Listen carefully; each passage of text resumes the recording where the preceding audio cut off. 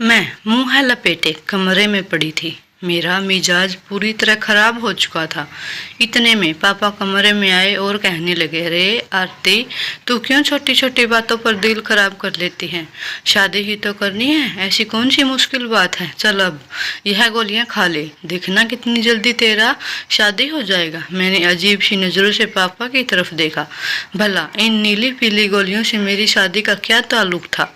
पापा ने मुझे जबरदस्ती उठाकर बिठाए और कहने लगे, इतना सोचने की क्या जरूरत है? मैं तेरा बाप हूँ और जो करूँगा तेरे हक में बेहतर ही करूँगा। यह गोलियां भी तेरे शादी के लिए हैं। पापा की बात मेरे सर के ऊपर से गुजर रही थी, लेकिन पापा के आगे मेरी कहाँ चलती थी, इसलिए मैंने खामोशी से वह गोलियां खा ली। मैंने पापा से पूछा, यह किस चीज़ की गोलियां हैं? ओह है, आप कहाँ से लाए हैं? पापा ने मेरी बातों का जवाब देते की बजाय मुझे अपनी पिछली बातों को किस्से सुनाने शुरू कर दिए। मैं बहुत ध्यान से पापा की बातें सुन रही थी। पता नहीं मेरी किस्मत में क्या लिखा था। 38 साल की उम्र में भी मैं अपने बाप की दहलीज पर बैठी हुई थी, जबकि मेरी उम्र की सारी लड़कियां अब तक 4-4 बच्चों की माँ बन चुकी थी। मैं तो किसी की शादी में भी नहीं जाती, एक कोने में छुप कर बैठ जाया करती थी। लोगों की चुभती नजरें और सवाल मुझ पर किसी पल चैन नहीं लेने देते। अब तक ना जाने कितने लोग मेरा रिश्ता लेकर हमारे घर आए थे, लेकिन जाने से पहले वह इनकार करना न भूलते। कभी मैं अपना चेहरा आईने में देखती तो कभी बालों को उतरती चांदनी को महसूस कर आंसू बहाने लगती। कभी कभी मैं पापा से जिद करती कि वह किसी से भी मेरा रिश्ता करवा दे। मैं अब इस घर में नहीं रहना चाहती। हर लड़के की तरह मेरी भी ख्वाहिश है कि मेरी ज़िंदगी में कोई मर्द हो जिसे मैं अपना कह सकूं, इसके साथ अपना दुख बांट सकूं। मेरी ज़िंदगी में मेरे बूढ़े माँ बाप के सिवा कोई नहीं था। मुझे बहुत सी बातें ऐसी होती हैं जो इंसान अपने माँ बाप से नहीं बल्कि अपने जीवन साथी से करते हैं, लेकिन वह जीवन साथी शायद मेरी किस्मत में नहीं लिखा गया। मैं अब इन हालात से तंग आ चुकी थी। जब भी बाबा से शादी की बात करती तो कोई रिश्ता वाले इनकार करके जाते, तो पापा वही 7 गोलियां लेकर मेरे पास आ जाते और गोलियां खिलाकर कहते कि देखना जल्दी से तेरी शादी हो जाएगी। कभी कभी तो मुझे लगता कि उम्र के साथ साथ पापा का दिमाग भी खराब हो गया है। भला गोलियां खाने से किसी की शादी कैसी हो सकती है? जब तक पापा खुद किसी अच्छे जगह मेरा रिश्ता न करवा देते, गोलियां से कुछ नहीं होने वाला था। गोलियां के आसरे में 5 साल गुजार चुकी थी। फिर एक दिन मेरे शहर में एक बड़े वकील का रिश्ता आया, जिसकी बीवी का इंतकाल हो गया था। उसकी एक बेटी थी। मैंने पापा से कहा, मुझे इस रिश्ते से कोई एतराज़ नहीं है, आप मेरा रिश्ता यहाँ करवा दें। लेकिन पापा ने यह कहकर इनकार कर दिया कि वह किसी शादीशुदा मर्द से मेरी शादी हरगिज नहीं करेंगे। पापा की इस बात पर मुझे गुस्सा आया। अब मैं कोई 16-17 साल की जवान लड़की नहीं थी जिसके लिए पापा के मनपसंद रिश्ते आते। पापा की इस ख्वाहिश ने मेरी उम्र निकाल दी, लेकिन पापा को अब इस बात का एहसास नहीं हुआ। मैं गुस्से में वापस अपने कमरे में चली आई। कुछ देर ही पापा कमरे में दरवाज़ा जोर शोर से बजाने लगे। मजबूरन मुझे दरवाज़ा खोलना पड़ा, लेकिन मैंने सोच लिया था कि मैं पापा के कोई बात नहीं करूँगी। जब पापा को मेरे जज्बात और परवाह ही नहीं है और मेरी बढ़ती उम्र का इलाज ही नहीं है, तो मुझे भी उनसे कोई बात नहीं करनी। पापा कमरे में आए, आकर प्यार से समझाने लगे, आरती इतना जल्द जार जोर मत डालो, किस्मत में बहुत अच्छा लड़का लिखा है। मैंने गुस्से में पापा से कहा, वह अच्छा लड़का कब आएगा? जब मैं बूढ़ी हो जाऊंगी, क्योंकि आधी उम्र तो गुजर चुकी है। पापा ने वही 7 गोलियां और दूध का गिलास मेरे आगे रख दिया और कहने लगे, उसे पी लो, फिर देखना कैसे अच्छा लड़का मिलेगा। मैंने पापा से साफ साफ कह दिया, अब मुझे कोई गोलियां नहीं खानी। इतने सालों से जब मैंने शादी का नाम लिया था, तो आपने यह गोलियां खिलाना मुझे खामोश कर दिया, लेकिन इन गोलियों से कुछ नहीं होने वाला। पापा कहने लगे, यह जादू की गोलियां हैं, यह तेरी किस्मत बदल देगी। मैंने गुस्से से पापा को देखा तो पता नहीं किस जमाने में जी रहे थे। अब तक उन गोलियों से ना ही मेरी किस्मत बदली थी, ना ही मेरे लिए शादी हुई थी। ऐसा नहीं था कि वह मेरे रिश्ते नहीं आते, लेकिन ना जाने क्यों रिश्ते वाले हमेशा इनकार करके चले जाते, या फिर उनके इनकार से पहले पापा खुद मना कर देते। शुरू से पापा ने मुझे यह गोलियां खिलाना शुरू कर दिया तो मैं बहुत हैरान हुई थी, लेकिन फिर पापा ने मुझे बताया कि इन गोलियों से मेरी खूबसूरती से इजाफा होगा और हालात ने जो मेरे चेहरे को तबाह कर दिया है उसका दोबारा रौनक आ जाएगी। पापा की बात सुनकर मैं खुश हो जाती और दूध के गिलास 7 गोलियां खा लेती। मुझे नींद आ जाती। फिर लेकिन 5 साल गुजरने के बाद बिना किस्मत का दरवाज़ा खुला, नहीं कोई मेरी बारात लेकर आया। मेरी उम्र तकरीबन 38 साल हो चुकी थी। एक लड़के के लिए इतनी ज़्यादा उम्र में रिश्ता आना बहुत मुश्किल था, इसलिए मेरी उम्मीद ने भी दम तोड़ दिया था। मैं हर वक्त किसी न किसी कोने में छुपकर आंसू बहाने लगती। मैंने पापा से कह दिया था कि अब अगर मेरा रिश्ता न हुआ तो मैं अपनी जान ले लूँगी। मेरे हाल देखकर पापा ने मुझे वही 7 गोलियां खिलाई और तसल्ली से बोल दिया कि दूसरे ही दिन रिश्ते वाले हमारे घर आ गए। लड़के की बहन एक रिश्ते वाली खाया के साथ आई थी और उसने पहले नज़र में मुझे पसंद कर लिया था। यह बात मेरे लिए बहुत हैरान कर देने वाली थी। उम्र बढ़ने के साथ साथ मेरे चेहरे पर झुर्रियाँ बढ़ने लगी थी। मुझे लगा कि उनका भाई शायद मुझे भी कहीं ज़्यादा उम्र वाला होगा या फिर पहले से ही शादीशुदा होगा, इसलिए उन्होंने मुझे पसंद कर लिया। लेकिन जैसे ही तस्वीर मेरे हाथ में आई, मेरे होश उड़ गए। वह तो उम्र में बहुत काफ़ी छोटा है, जवान लड़का था। तस्वीर में कोई ऐब नजर नहीं आ रहा था, न ही उन्होंने लड़की की कोई नक्श नुक्स बताए थे। मैं हैरान व परेशान से बार बार तस्वीर को देख रही थी और फिर उन लोगों के जाने के बाद जब यही बात मैंने पापा से कही तो पापा हंसकर कहने लगे, तेरी किस्मत खुल गई है, तुझे अब परेशान। पापा ने इस रिश्ते के लिए जैसे ही हामी भरी तो मैं खुशी से झूम उठी। पापा की गोलियां काम कर गई। पापा ने महीने भर में ही मेरी शादी की तारीख तय कर दी गई और जल्दी से जल्दी शादी के सारे इंतजाम कर दिए गए। पापा ने मुझे खुद अपने हाथों से रूखापन रक्त कर दिया। मुझे यकीन ही नहीं हो रहा था कि मैं पापा के घर से रुखसत होकर अपने ससुराल की दहली पर पहुंच गई हूँ। मैं लाल जोड़े में दुल्हन बनी बैठी थी। मेरी उम्र बहुत ज़्यादा हो चुकी थी, लेकिन अरमान तो अभी मेरे दिल में पहले की तरह जवान थे। यह मेरी पहली ही शादी थी और इस शादी को लेकर मैं बहुत सालों से सब्र किया था। आज वह रात आ ही गई। खुशी से पागल हो रही थी। कितने सालों से यह ख्वाहिश किसी चिंगारी की तरह मेरे दिल में दबी हुई थी।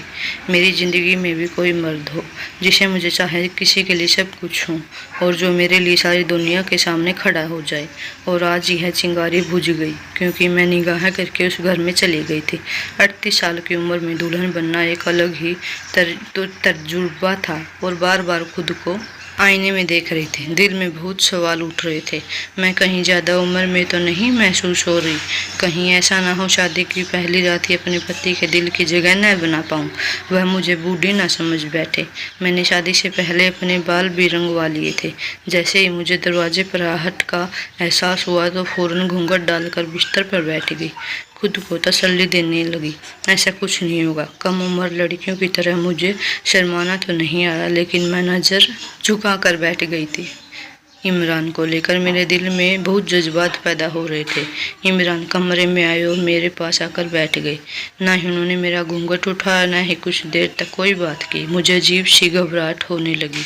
वह उम्र में मुझसे कम थे और बहुत खूबसूरत भी थे। मुझे वह खौफ सता रहा था कि कहीं उन्होंने घर वालों में ज़बरदस्ती तो उनसे शादी न कर ली। उन्होंने मुझे कहीं ज़बरदस्ती तो शादी नहीं की। दरअसल शादी से पहले मेरे और इमरान को कोई मुलाकात और न हो सकी। सिर्फ हमने एक दूसरे को तस्वीर में ही देखा था। जब कुछ देर तक इमरान ने मुँह को कोई लफ्ज़ नहीं निकाला तो मैंने खुद ही अपना घूंघट उठा लिया। मेरा सारा वजूद ठंडा पड़ गया था। मुझे एहसास हो रहा था कि उन्होंने मुझसे यह शादी ज़बरदस्ती ही की थी। मैंने फ़ौरन ही इमरान का हाथ थामा। उन्हें यकीन दिलाना चाहा कि मैं सारी ज़िंदगी उनके वफादार रहूँगी, उनकी खिदमत करूँगी। वह मुझे एक दे दे। मेरी बात सुनकर इमरान अजीब अंदाज से हंस पड़े और कहने लगे, तुझे मौका देने की क्या ज़रूरत है? तुम तो पहले ही तजुर्बाकार औरत हो। इमरान की बातें सुनकर मैं शर्मिंदगी से हो गई। मुझे लगा शायद वह मुझे मेरी उम्र का ताना दे रहे हैं, क्योंकि मैं उम्र से उनसे तकरीबन 5 साल बड़ी थी। उसकी वजह से मुझे लगा था कि मुझे नहीं अपना लग सकेंगे, लेकिन बात कुछ और ही थी। इमरान ने अपना मोबाइल फ़ोन निकाला और स्क्रीन पर कुछ बटन दबाने के बाद जैसे ही अपना फ़ोन को मेरे सामने रखा तो मेरे कदमों तले से ज़मीन निकल गई, क्योंकि उनके मोबाइल में स्क्रीन पर कोई और नहीं बल्कि मैं थी। जो मंजर नज़र आ रहा था उसे देखकर मेरे कदमों तले ज़मीन निकल गई थी। मेरी ऐसी तस्वीर इमरान के मोबाइल में किसने भेजी थी, मैं समझ नहीं पाई। मैं हैरत और आंसू भरी नज़रों से इमरान की तरफ देखा और पूछा कि यह क्या है। वह नफरत से कहने लगी, यह तो तुम मुझे बताओ, यह क्या है? तुम्हारी ऐसी तस्वीर मेरे पास मौजूद है और तुम मुझसे पूछ रही हो कि यह क्या है? तुम खुद देखो कि तुम्हारी कैसी तस्वीर है, इसमें क्या नज़र आ रहा है। यह तस्वीर खुद चीख चीख कर बता रही है कि तुम तो पहले से। इमरान ने नफरत से अपना मुँह फेर लिया। तुम पहले से ही पूरी की पूरी तजुर्बेकार औरत हो। मैंने निगाह से पहले यह तस्वीर देखी होती तो मैं तुमसे कभी शादी के बारे में सोच भी नहीं सकता था। मैंने तो यह सोचकर तुमसे अपना बना था कि तुम एक कुंवारी और मर्शीदी औरत हो जिसकी अब तक शादी नहीं हुई है, और मैं तुम्हें आसरा दूंगा और हम एक साथ अपनी ज़िंदगी गुजारेंगे। लेकिन मुझे क्या मालूम था कि मुझे शादी की रात तुम्हारी ऐसी तस्वीर मिलेगी जिसे देखकर मेरे सर पर आसमान गिर पड़ेगा। तस्वीर को देखकर मुझे पता चला कि तुम हो आज की रात मेरे घूंघट डालकर जैसे बैठी हो, बहुत हया वाली औरत हो। अगर तुम यह सब पहले ही कर चुकी हो तो फिर मुझसे शादी क्यों की? खुद को कुंवारा जाहिर करने का ड्रामा क्यों किया? इमरान ने लहजों में मेरे होठों से छीन लिया। खामोशी से उसके चेहरे की तरफ देख रही थी।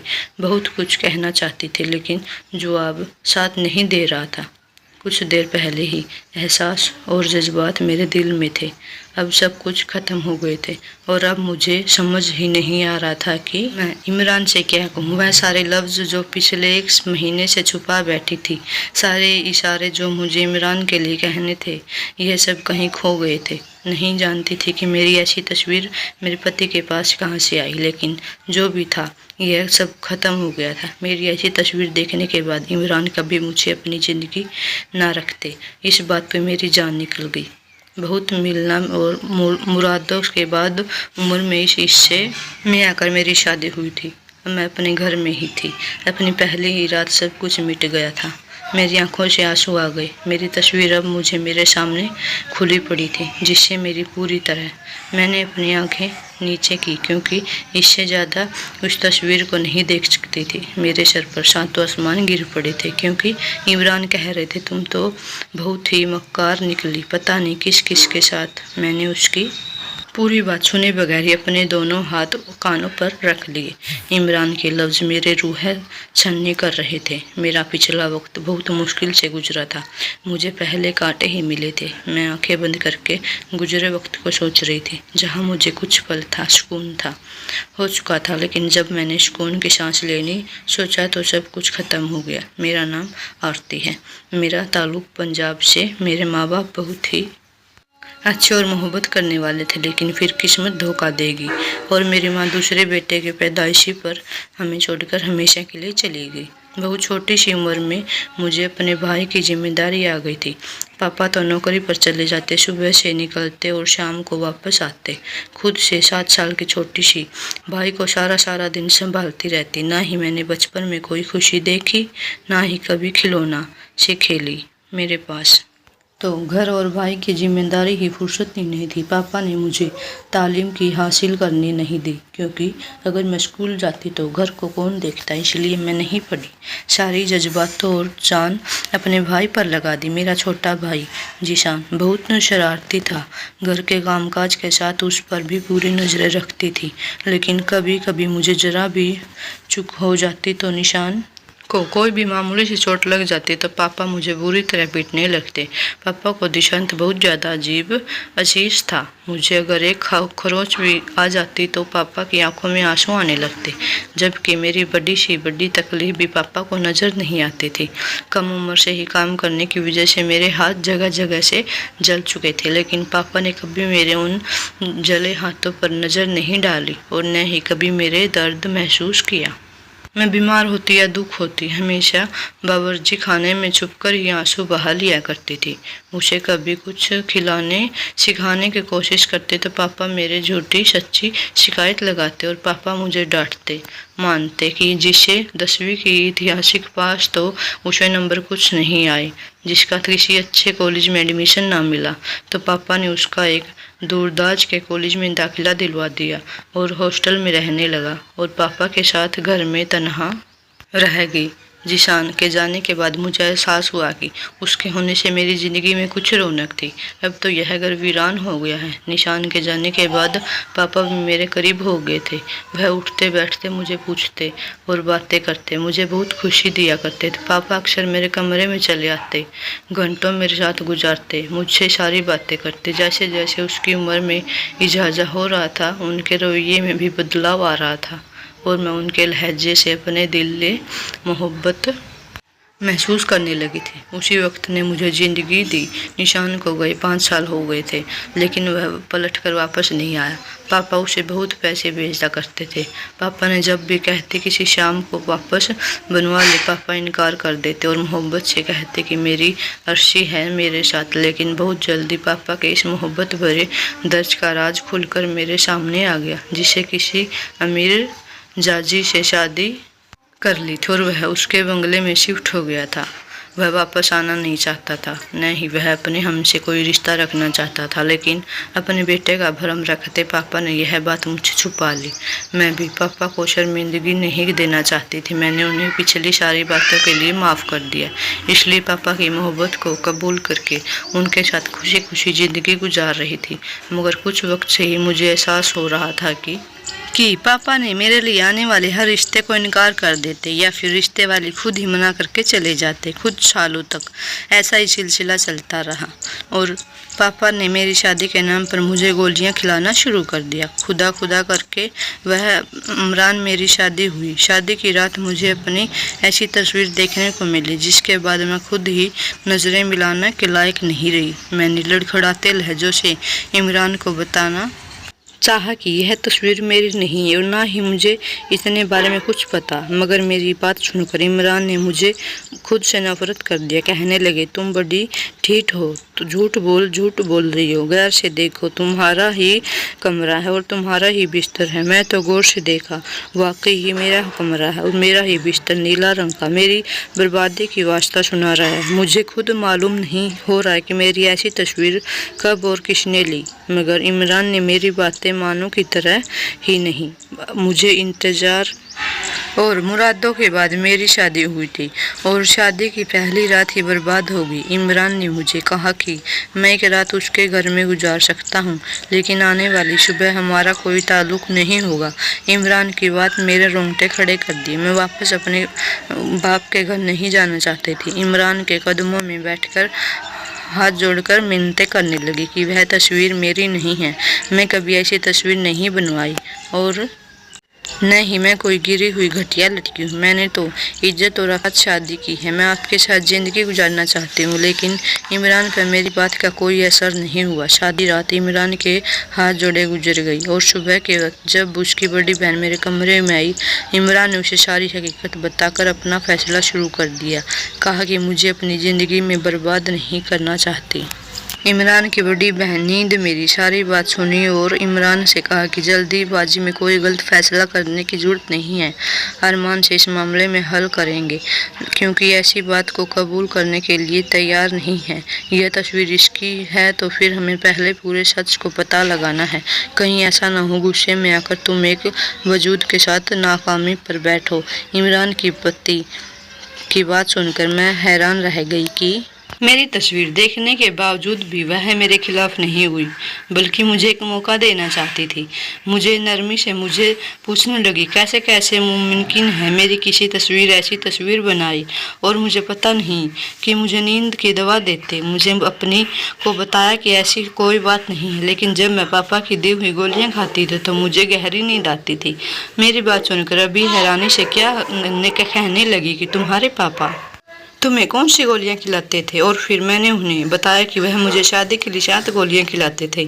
यह बात सुनकर इमरान और अपनी अम्मी दोनों चौंक गए। वह कहने लगे, ऐसी कौन सी गोलियां आती है? तुम्हें शायद पढ़ी लिखी नहीं हो और सारी ज़िंदगी अपने बाप के साथ घर में रही हो, इसलिए उनकी बात पर यकीन करती हो।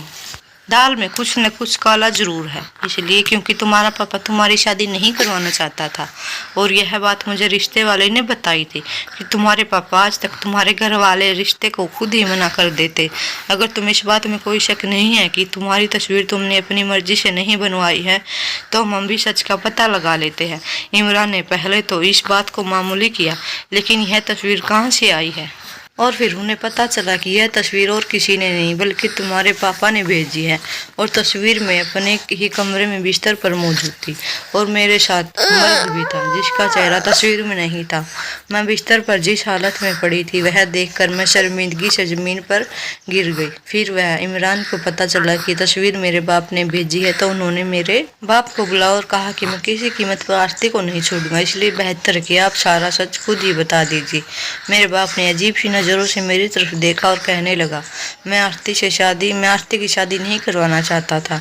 अपने इकलौते बेटे को मैंने यह सोचकर बहुत मोहब्बत से बड़ा किया था कि वह मेरे बुढ़ापे का सहारा बनेगा, मगर वह मुझे छोड़कर चला गया। मैं उम्र के इस हिस्से में तन्हा नहीं रहना चाहता था, इसलिए मैंने फैसला किया कि मैं कभी आरती की शादी नहीं करूंगा। लेकिन फिर शादी के नाम पर अर्शी ने खुदकुशी करने का धमकी दी।